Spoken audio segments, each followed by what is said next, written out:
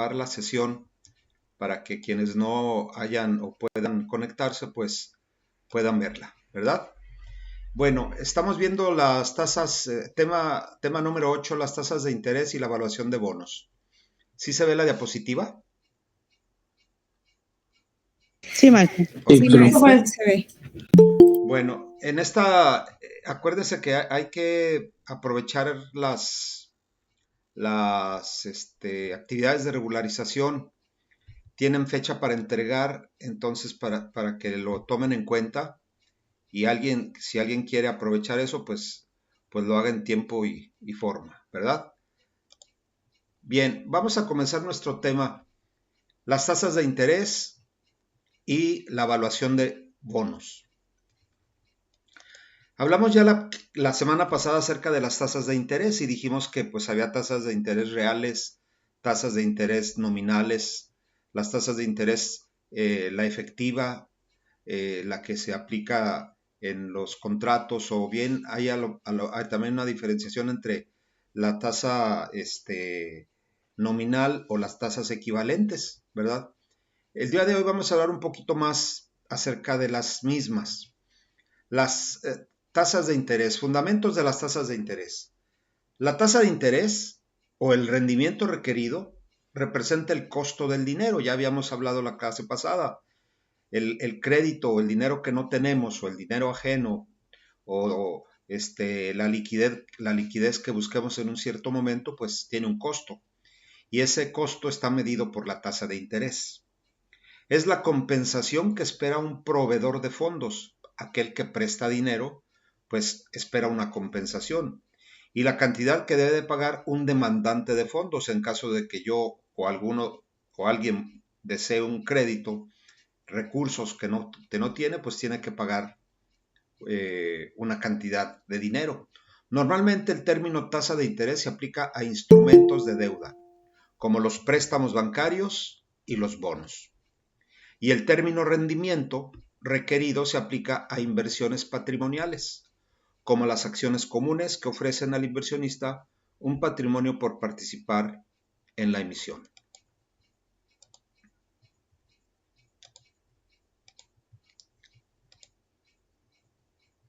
Existen tres factores que influyen sobre la determinación de las tasas de interés. Naturalmente que no vamos a hablar aquí específicamente de la tasa de referencia que aplica Banco de México. Esa es la tasa que influye sobre las tasas de interés de mercado, ¿verdad? La primera es la inflación esperada. Sabemos que a mayores niveles de esta, más rendimiento esperado por los inversionistas. Nosotros vemos que cuando la inflación se dispara, una de las políticas monetarias para hacer frente a eso, pues es el control o el manejo de la tasa de interés. El Banco de México eleva la tasa de interés con el fin de hacer más caro el crédito y eso pues frena el consumo, lo que a su vez se traduce en una menor inflación, o eso es lo que se espera, que haya una menor inflación. Entonces, al elevar las tasas de interés de referencia al Banco de México, pues también es como consecuencia de la inflación que se espera más alta y las tasas de mercado pues también se van a ver afectadas. No va a haber un incremento en las tasas de interés del mercado financiero. El segundo elemento es el riesgo. Entendido como la posibilidad de caer en alguna pérdida económica. Por lo tanto, el inversionista requerirá más rendimiento. Mientras el riesgo sea mayor, el inversionista va a buscar mayor rendimiento en función a que pues existe la probabilidad o posibilidad de que pierda, ¿verdad? El riesgo puede ser medido de diferentes formas. Luego a veces tenemos algunas variables como la situación política o los aspectos de política dentro de una economía que naturalmente no son controlados o controlables por los determinantes de la tasa de interés de mercado. Las cuestiones sociales, ¿verdad? O bien factores externos como la inflación del exterior, los precios del petróleo, la pandemia o una situación de salud pública, las guerras como la guerra de Rusia y Ucrania que han venido afectando a la economía. Bueno, pues esos son algunos ejemplos de riesgo, ¿verdad? ¿Cómo medirlo? Pues ese es todo un arte, toda una actividad que compete a los financieros especializados en la banca, ¿verdad? ¿Cómo medir el riesgo? Sin embargo, pues no debe de ser objeto de que pues nosotros no podemos considerarlo. Ahorita vamos a ver algo así que se pudiera utilizar para estimar un poco el riesgo nosotros de en algún proyecto. Y el factor número 3 es la preferencia por la liquidez de parte del inversionista. Este preferirá comprar valores a corto plazo, aunque las tasas de interés de este tipo de instrumentos sea menor a la de los de largo plazo. Es decir, los instrumentos financieros de corto plazo pagan menos rendimientos generalmente que aquellos instrumentos de mediano o largo plazo. Sin embargo, el inversionista prefiere siempre liquidez, lo más pronto posible recuperar su dinero invertido, ¿no? Entonces, ese factor de la preferencia por la liquidez por parte de los inversionistas también es un determinante de las tasas de interés, ¿verdad? Entonces, en esos tres factores podemos englobar los determinantes de las tasas de interés de mercado. Si tienen algún comentario, adelante.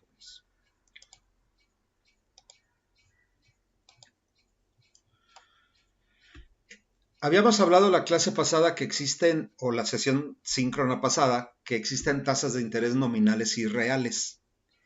Ya les había comentado que una es aquella que aparece en los contratos, que está establecida en en las publicaciones o publicidad de los bancos, ¿verdad? Que aparecen ahí en los medios de comunicación, etcétera. Pues esas son las tasas de interés nominales. Y las tasas de interés reales, o la tasa de interés real, es aquella a la cual la que resulta después de quitarle a la nominal la inflación esperada, ¿verdad? Y el riesgo esperado. Un mundo económico perfecto sería aquel donde no hubiera fenómenos que afectaran la estabilidad de los mercados. Nosotros sabemos que los mercados de competencia perfecta no se dan.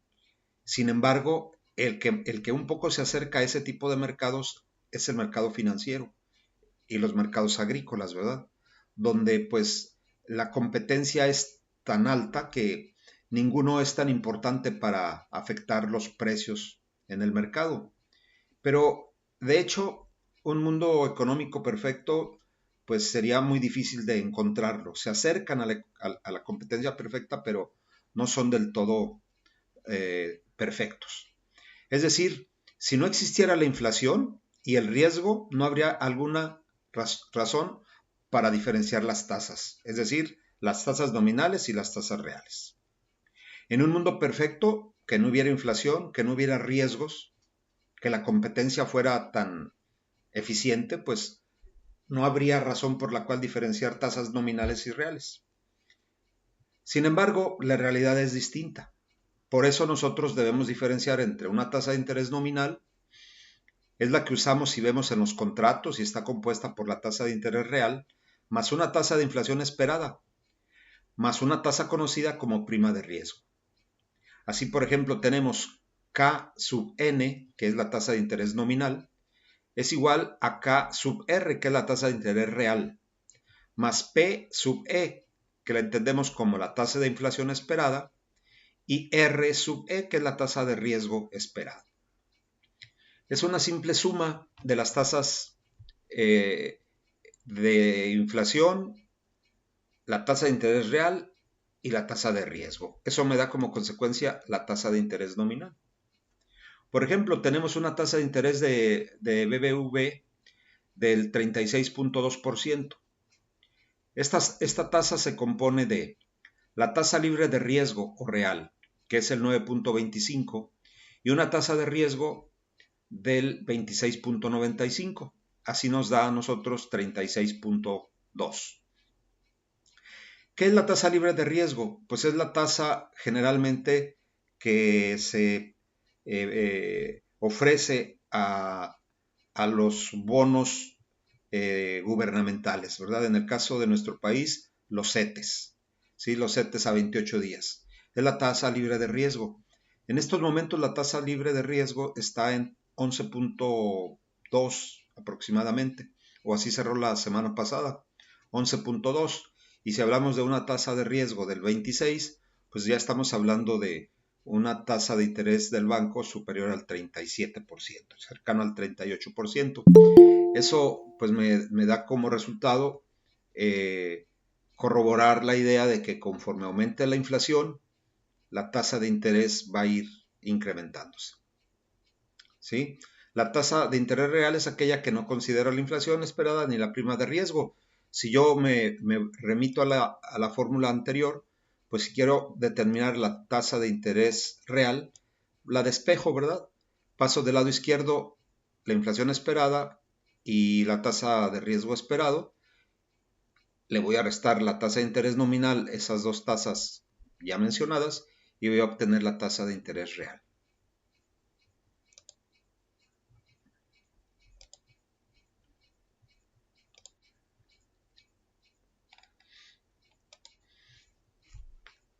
La estructura temporal de las tasas de interés. Hablamos de que las tasas de interés las hay de diferentes tipos o de diferentes plazos de vencimiento. Le llaman productos financieros, ¿no? Un producto financiero que tenga vencimientos a 28 días, otra que tenga a lo mejor a 3 meses o a 120 días, 28 días, 90 días, 120 días, hasta 360 días. Son diferentes estructuras de las tasas de interés basadas en la temporalidad, ¿verdad? Sus vencimientos son de periodos distintos y no es porque se paguen en esas condiciones, sino que pues son productos que tienen nombres iguales que la tasa de interés, pero apellidos distintos, es decir, plazos de vencimiento. ¿Qué determina las tasas de interés? O sea, ¿cuál es el factor que conforma la estructura temporal de las tasas de interés? Existen algunas teorías, ¿verdad? Con respecto a esto, con frecuencia se citan 3 teorías para explicar la forma general de la curva de rendimiento. ¿Cuál es la curva de rendimiento? Pues esta que vemos aquí, ¿sí? Vemos en la gráfica cómo la tasa de 28 de mayo del 2010, que dice aquí, pues tiene un comportamiento creciente, ¿no? La tasa de interés a lo largo del tiempo. La de 29 de septiembre se mantiene casi inalterada durante todo su tiempo de vencimiento, y la de 22 de mayo pues es decreciente, cae y luego ya se mantiene constante en los últimos años, ¿verdad? ¿De qué depende eso? Bueno, pues existen 3 teorías que tratan de explicar la forma general de la curva de rendimiento. La primera es la teoría de las expectativas, ¿verdad? Cuando los inversionistas esperan que las tasas de interés de corto plazo se eleven en el futuro, quizá porque creen que la inflación aumentará en el futuro, las tasas de largo plazo de ahora serán más altas que las tasas actuales de corto plazo, y la curva de rendimiento tendrá una pendiente ascendente. Lo contrario es cierto cuando los inversionistas esperan tasas de corto plazo decrecientes. Las tasas a corto plazo de hoy serán más altas que las tasas actuales de largo plazo, y la curva de rendimiento estará invertida. ¿Sí? Esa es una teoría. ¿Por qué les llamamos teoría? Porque no existe una razón sin temor a equivocarnos de que se vaya a dar eso en el futuro, ¿verdad? Se espera que las tasas tengan ese comportamiento, ¿verdad? Y esa es la teoría de las expectativas, lo cual, pues, en algunas situaciones se presenta, ¿verdad? La segunda es la teoría de la preferencia de la liquidez. Si todo lo demás permanece igual, el famoso ceteris paribus de economía, Los inversionistas generalmente prefieren comprar valores a corto plazo, mientras que los emisores prefieren vender valores a largo plazo. ¿Sí? Para los inversionistas, los valores a corto plazo son atractivos porque tienen una mayor liquidez y sus precios no son particularmente volátiles. Por tanto, los inversionistas aceptarán de alguna manera tasas más bajas en bonos a corto plazo porque estos últimos son menos riesgosos que los bonos a largo plazo. ¿Sí? En otras palabras, mientras más seguro tengamos el rendimiento esperado, no importa que sea bajo, ¿verdad? De ahí que los CETES pues pagan tasas de rendimiento, que le llaman tasas de descuento, más bajas, ¿no? Tasas, les digo en este momento, del 11.2%, pues es una tasa que está muy por debajo de lo que pudieran pagar otros instrumentos financieros. Pero la razón de esto lo justifica la teoría de la preferencia de la liquidez. Los inversionistas buscan ese tipo de instrumentos o productos financieros. A la inversa, cuando las compañías o los gobiernos desean asegurar sus costos de solicitar préstamos por un largo periodo a través de la venta de bonos a largo plazo, esos bonos tienen que ofrecer tasas más altas para alejar a los inversionistas de su preferencia por los valores a corto plazo. Los prestatarios están dispuestos a pagar de alguna manera más tasas de interés altas porque la deuda a largo plazo les permite eliminar o reducir el riesgo de no poder refinanciar deudas a corto plazo cuando lleguen a su vencimiento. Solicitar préstamos a largo plazo también reduce la incertidumbre relacionada con los costos futuros del préstamo. El hecho de que los préstamos de largo plazo pues ofrezcan tasas de interés más altas para los inversionistas, pues es una razón que justifica el hecho de la preferencia de la liquidez. Claro, no me das liquidez, no me ofreces mi dinero en el corto plazo, bueno, pues en el largo plazo me vas a pagar un poco más, me pagas más rendimiento. Y algunas empresas o gobiernos pues están dispuestos a ofrecerlo, ¿no? Hay bonos según la gráfica que vimos aquí, aunque son un ejemplo de su libro de texto, de los bonos del tesoro, pues hay a 5, a 10, a 15, a 20, a 25 años, hasta 30 años los bonos. En nuestro país, pues también existen bonos de deuda a 25 años o a 30 años. La siguiente es la teoría de la segmentación del mercado. ¿Esa en qué consiste?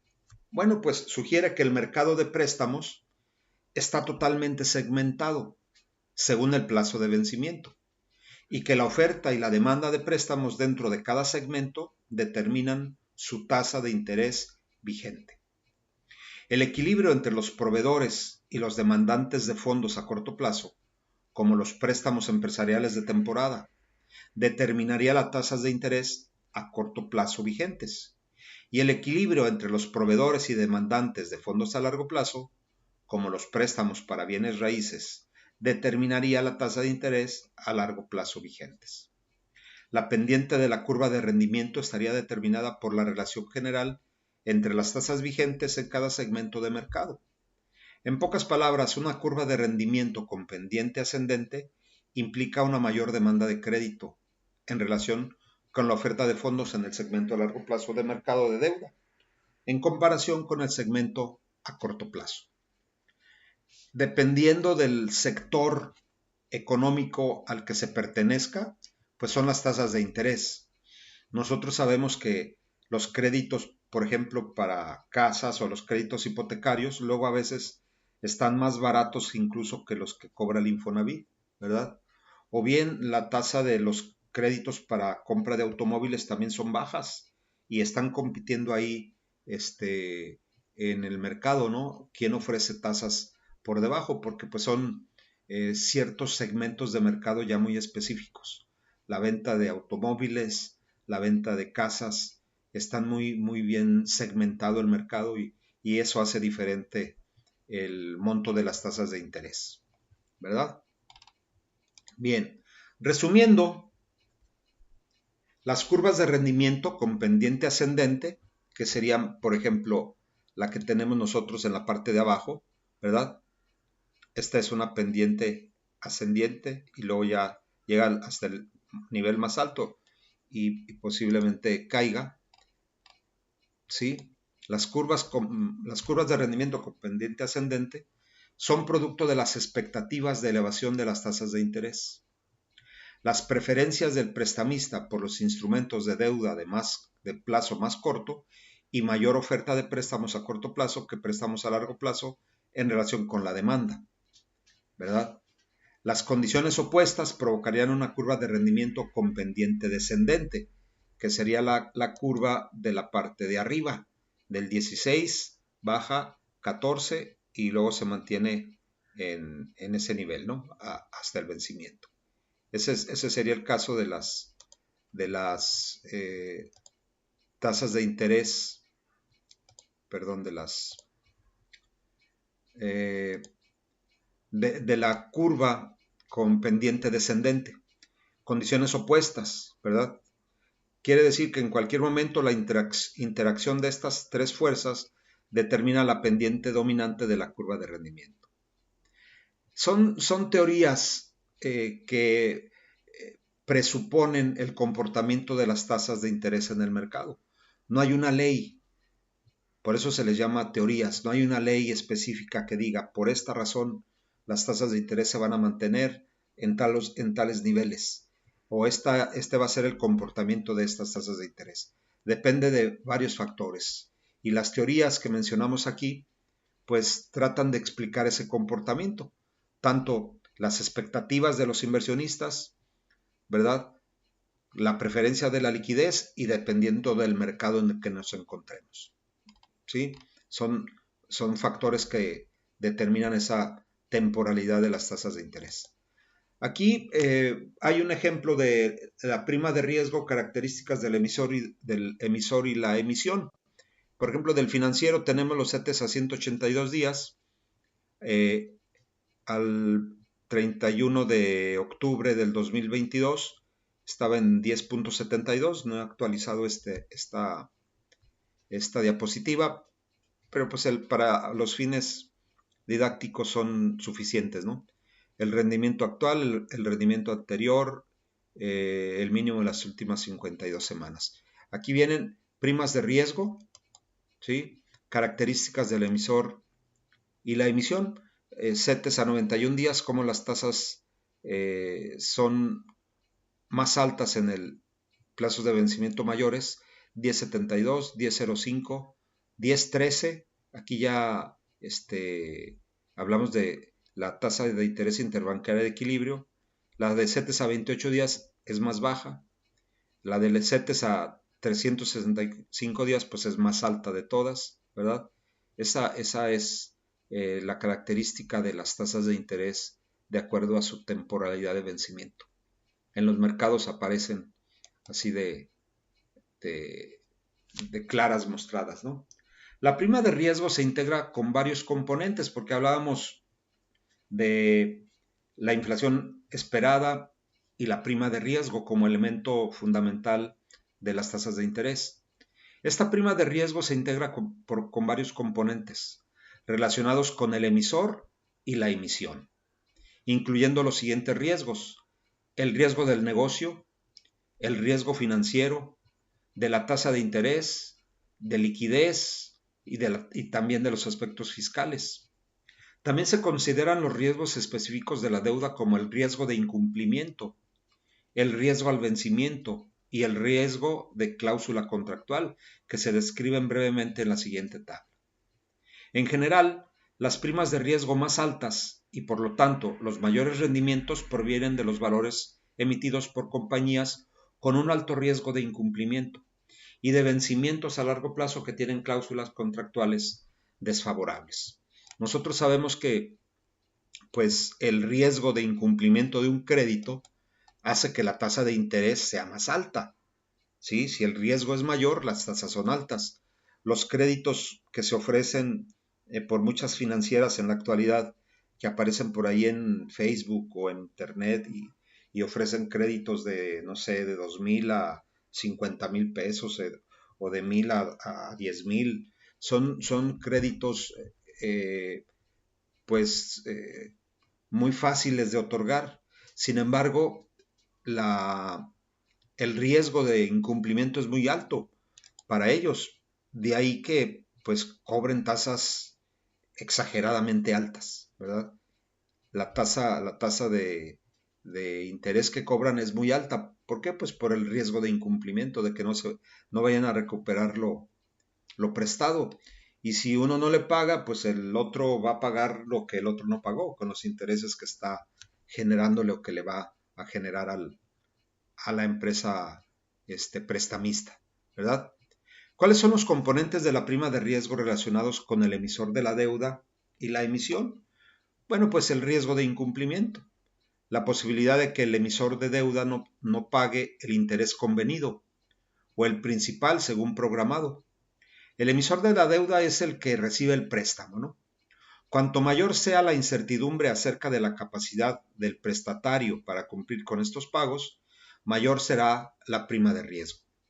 Las calificaciones altas de bonos, si hablamos de ese instrumento específicamente, reflejan un riesgo de incumplimiento bajo y las calificaciones bajas de bonos reflejan un riesgo de incumplimiento alto. ¿Sí? En el caso de los créditos es exactamente igual, ¿no? Tasas de interés bajas, pues para créditos con riesgo de incumplimiento bajo, y tasas de interés un poco más altas, pues vienen a ser las de riesgo de incumplimiento más alto. Las tasas de interés por los créditos de casas de habitación o de automóviles son un poco más bajas porque el riesgo de incumplimiento es menor, ¿verdad? Se espera que la persona pague su casa y pague el automóvil o pague el auto, ¿verdad? Por eso ahí hay un incumplimiento o riesgo menor. El riesgo al vencimiento se refiere al hecho de que cuanto mayor sea el plazo de vencimiento, mayor será el cambio de valor de un título en respuesta a un cambio específico de la tasa de interés. Si las tasas de interés de valores de riesgo similar aumentan repentinamente como resultado de un cambio en la oferta de dinero, los precios de los bonos a largo plazo disminuirán más que los precios de los bonos a corto plazo y viceversa, ¿verdad? El plazo del vencimiento es muy importante. No es lo mismo pensar en un instrumento de deuda a un año que a 5 años, ¿verdad? Los intereses son más bajos a un año que a 5 años. El riesgo en el largo plazo se incrementa a medida que puedan ir fluctuando algunos factores que determinan el valor de las tasas de interés. Por eso luego a veces las tasas de interés ya no son fijas, ¿no? Sino son tasas de interés variables de acuerdo a los niveles de inflación. Y el riesgo de la cláusula contractual, condiciones que incluyen con frecuencia en un contrato de deuda o una emisión de acciones. Algunas de ellas reducen el riesgo en tanto que otras lo aumentan. Por ejemplo, una cláusula que permite a un emisor retirar sus bonos antes de su vencimiento en condiciones favorables aumenta el riesgo del bono. Específicamente, tratándose de los bonos de deuda, aplicaría este concepto de la riesga de cláusula contractual. En los contratos de créditos de automóviles o de casas, pues ahí vienen algunas cláusulas relacionadas con los contratos, ¿no? Por ejemplo, pagos anticipados, pues que reducen el riesgo hasta cierta manera, pero es un riesgo de cláusula contractual, no reduce el riesgo en el caso de que haya pagos adelantados o anticipados. Y algunos otros elementos más, luego a veces fijan un pago anual y eso también reduce el riesgo, ¿verdad? Cuando hay un pago anual de le llaman anualidad, pues eso también hace que el riesgo de incumplimiento se vaya haciendo menor. Vamos a ver ahora cómo se evalúan el tema de hoy, que es tasas de interés y evaluación de bonos. Y ya hemos estado hablando de bonos, pues vamos a ver cómo se evalúan los bonos. Y antes de hablar de su evaluación, pues vamos a tratar un poco lo que son estos bonos, ¿verdad? Hay bonos corporativos, hay bonos públicos o emitidos por gobiernos. Vamos a hablar de los bonos corporativos. Un bono corporativo es un instrumento de deuda a largo plazo que indica que una corporación ha solicitado un préstamo de cierta cantidad de dinero y promete reembolsarlo en el futuro en condiciones claramente definidas. Los bonos corporativos representan una opción de inversión que se podría incorporar a una amplia gama de portafolios, ya que existe una gran variedad de instrumentos de este tipo emitidos por compañías de todas las industrias a diferentes plazos y formatos, ¿sí? Los bonos corporativos son instrumentos de deuda o son instrumentos financieros que pues forman parte de los portafolios de inversión que ofrecen los intermediarios financieros, ¿no? Las casas de bolsa, por ejemplo, ofrecen portafolios que incluyen bonos de diferentes características y entre ellos pues van reduciendo el riesgo, ¿verdad? Se dice que la diversificación de instrumentos financieros reduce el riesgo en el caso de las inversiones en instrumentos de este tipo. El mercado de bonos corporativos, que actualmente vale en nuestro país cerca de 2 billones de pesos, se ha fortalecido de manera relevante en la última década, es decir, en los últimos del 12 o del 2010 para acá. En este periodo se ha visto la constante incorporación de nuevos emisores al mercado, como también el lanzamiento de instrumentos cada vez más novedosos, otorgando mayor diversidad a los inversionistas. Los bonos corporativos son instrumentos bursátiles de deuda emitidos por una compañía a través de un vehículo de propósito especial, que en sus siglas en inglés SPV.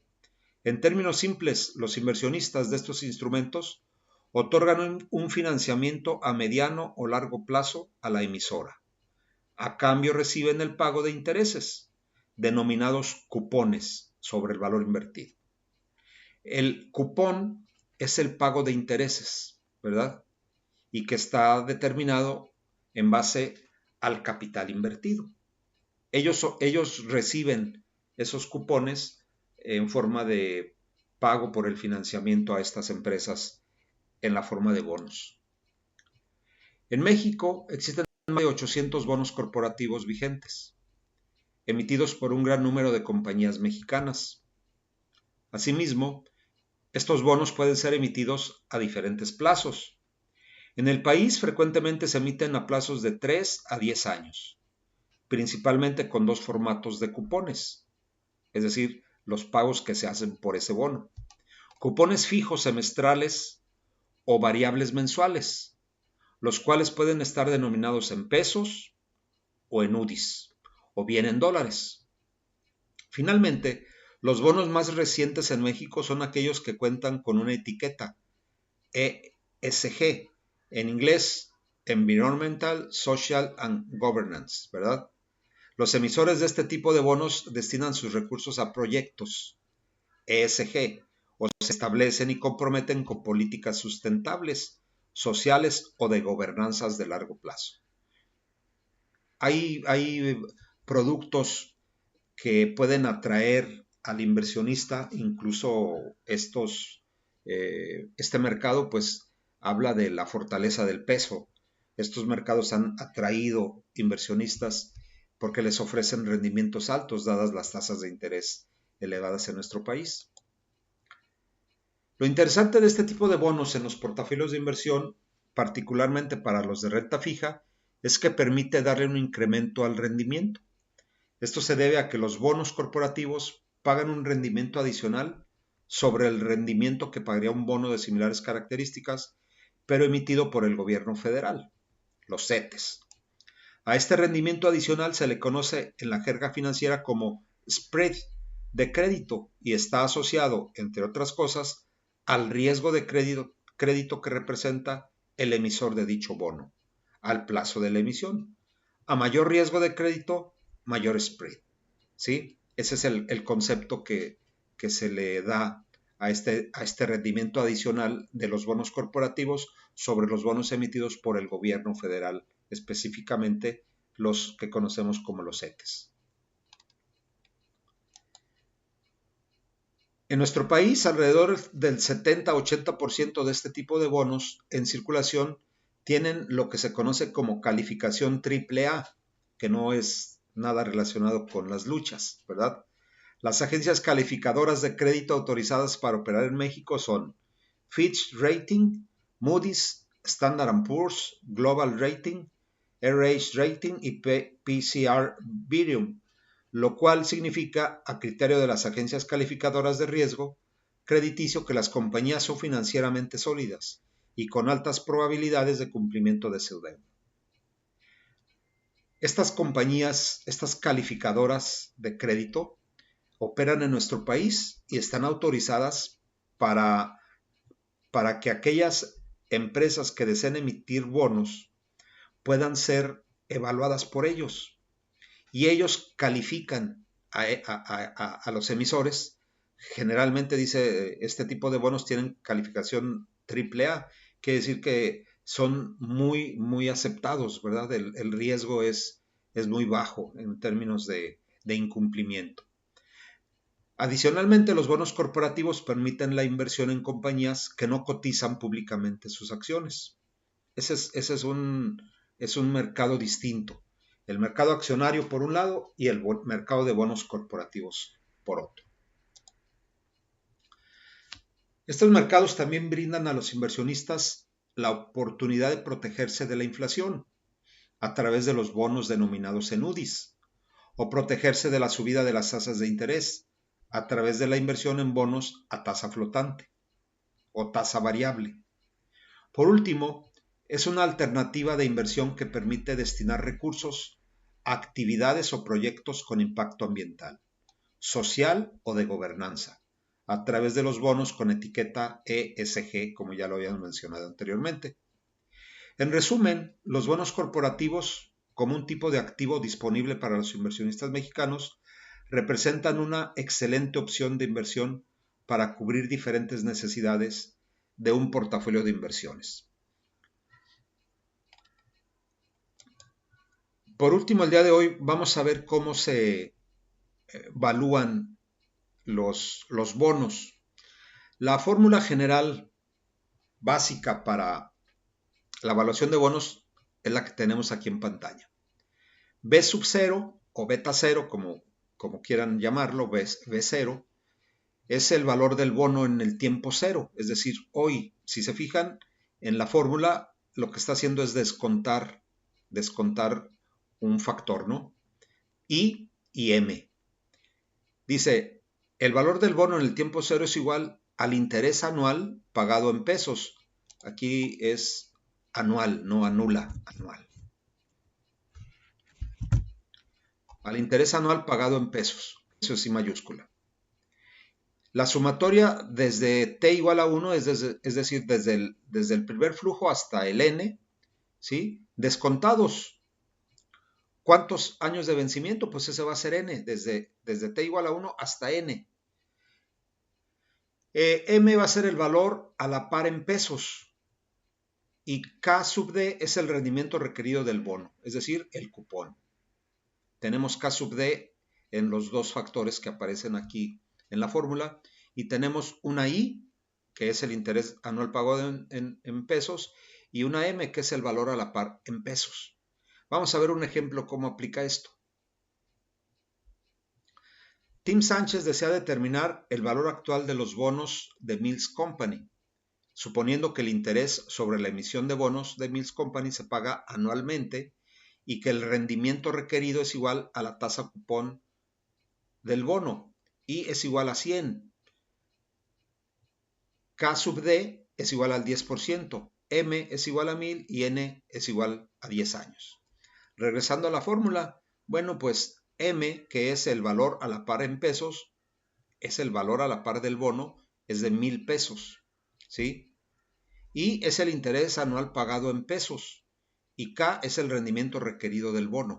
Entonces tenemos en la fórmula K, que es el rendimiento requerido, el valor a la par del bono, que es de 1000 pesos, el interés pagado por el bono, que es de 100 pesos, y el plazo a 10 años. sustituimos en la fórmula y como nosotros hablamos de 10 años, pues vamos a hacer el cálculo, ¿verdad? De esta manera. Van a ser los 10 años, si tenemos aquí 100 del primer año descontado, el del segundo año, el del tercer año, y así sucesivamente hasta el año 10, ¿sí? Este es I, y esta es la sumatoria desde t igual a 1 hasta n, de 1 sobre 1 más k sub d a la n, ¿verdad? Son 10 años, de 1, 2, 3, 4, 5 hasta 10. Más el valor a la par del bono, que son 1000 pesos descontados también. ¿Y por qué a la 10? Pues porque está en el año 10. Se traen a presente, ¿verdad? Se descuentan esos flujos y se obtiene el valor del bono, que es de 614.46 pesos. Ese es el valor presente de los intereses descontados, más 385.543, que es el valor presente del bono de 1000 pesos. Por lo tanto, el valor presente es de 1000 pesos. ¿Sí? Aquí tenemos la forma de cómo evaluar un bono, trayendo a presente los flujos que éste va a aportar al comprador. Bueno, pues ese es el tema del día de hoy. No sé, creo que es un tema interesante. No es suficiente los 40 minutos que tenemos para platicar de él. Sin embargo, pues es la intención de que se siembre ahí una semilla para que ustedes, si les interesa o quieren profundizar más en el tema, pues investiguen al respecto, ¿verdad? Ya hablando en términos de los bonos corporativos, o si no necesariamente de eso, pues hablar y entender un poco más el comportamiento de las tasas de interés, ¿verdad? Bien, ¿tienen alguna pregunta, algún comentario?